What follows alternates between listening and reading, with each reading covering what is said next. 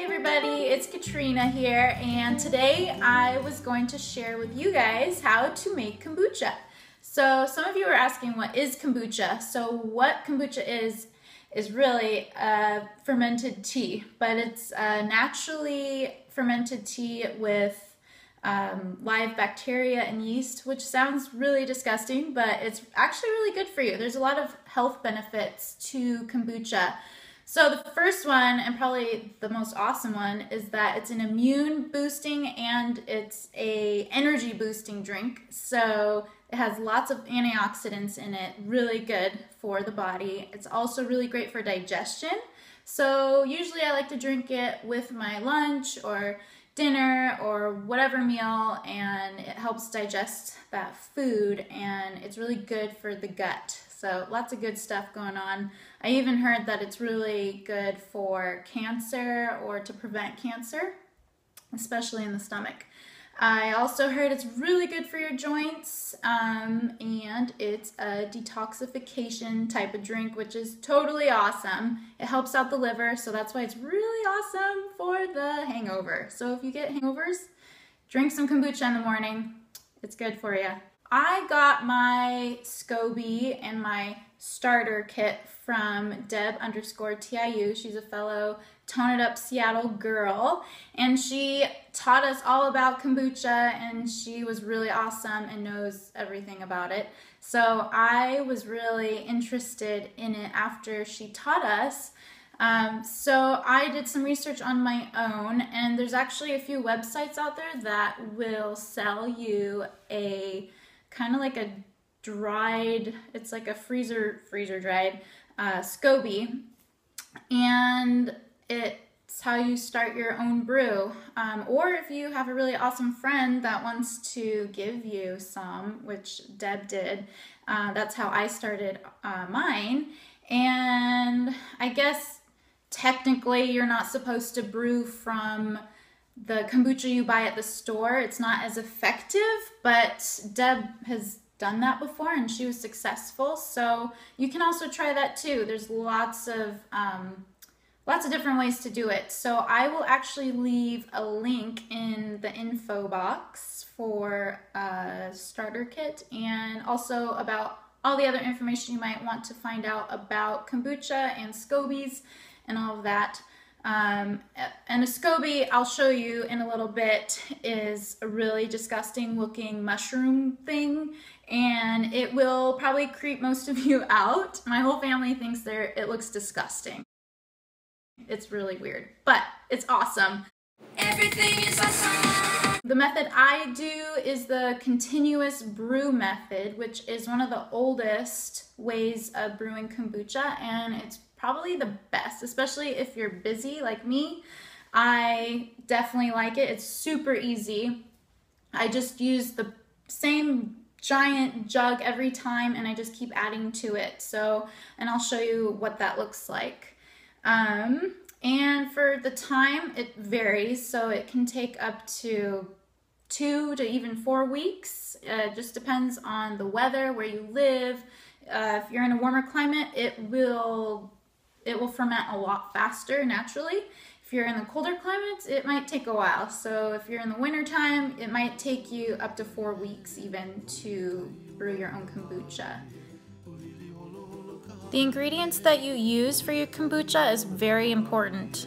You want to make sure you use black tea and actual real sugar, or else it won't work. And the reason why it's so important and why it won't work is because the SCOBY actually lives off of the sugar.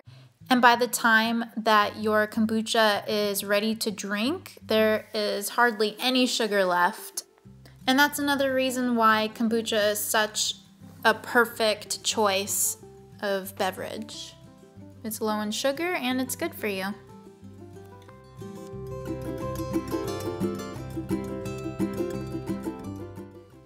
Another very important step is to make sure that your tea is completely cooled off at room temperature before you add it to the old batch of kombucha and SCOBY.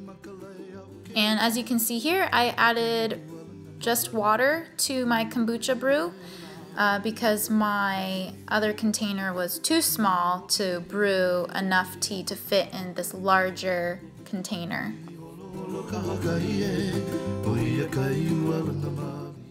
Don't be alarmed if you see your SCOBY making little bubbles like this. It's totally normal and it's part of the process. And it's kind of fun to watch. Every few days or so, it's okay to check your SCOBY by poking it, making sure air bubbles don't grow underneath your SCOBY because the bad bacteria could start growing and ruin your entire batch. So make sure you use something very clean so you don't contaminate your kombucha brew.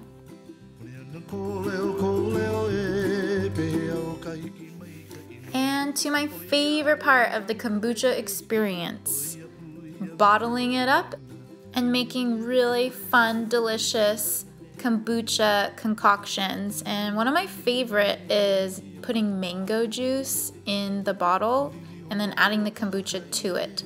So it's really up to you how much juice you want to add to your kombucha, but I like to add just a little bit.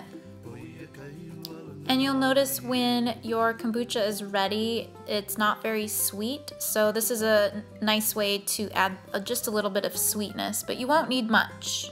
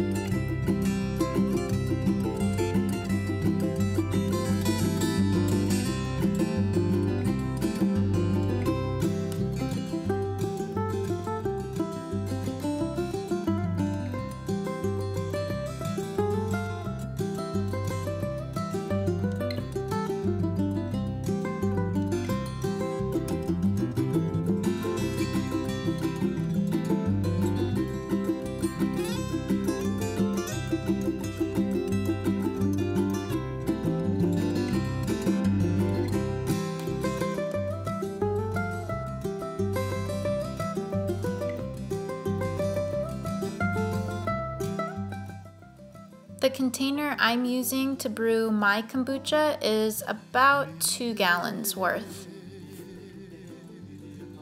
And as you can see here, I have about 16 bottles of kombucha and enough kombucha to start my next brew. I hope I answered all of your questions about kombucha. If you have any more questions, leave a comment below and I'll try my best to answer them for you. Thanks for watching!